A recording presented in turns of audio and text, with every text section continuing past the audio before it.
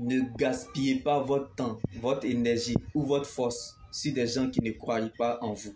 Car même si vous mourrez, ils diront que vous n'êtes pas bien mort. Alors, ne trahirez jamais vos convictions pour plaire un homme ou à une institution. Car bien aimé, la valeur d'un homme se révèle dans ses principes. Et lorsque ces principes ne sont pas respectés, il y a forcément dégâts. Si le sang doit couler, le sang coulera. Celui qui ne connaît pas le temps perd ton temps. Celui qui ne connaît pas ton temps gaspille et gâche ton temps. Celui qui ne respecte pas ton temps ne te respecte pas. Donc lorsque vous êtes sans vision, vous devenez la provision des autres. Donc le désastre pour un être humain, c'est de perdre la vision de Dieu pour sa vie. C'est-à-dire de toujours considérer en priorité la façon dont Dieu vous connaît et ce que le ciel attend de vous. N'ayez pas les regards vers d'autres choses, mais ayez les regards sur ce que Dieu veut pour vous.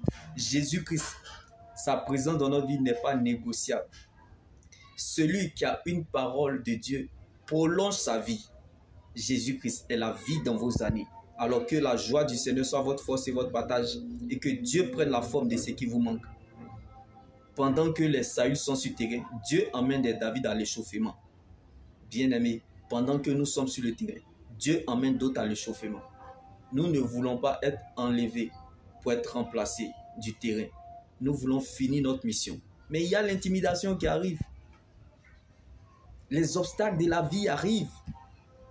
La frustration qu'on nous méprise arrive. La frustration, l'intimidation, qu'on nous insulte arrive. Mais nous ne regardons pas à cela. Car l'unique regard dont nous avons besoin, c'est Jésus-Christ.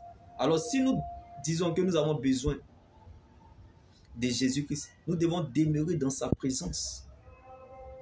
Car son espérance ne trahira jamais.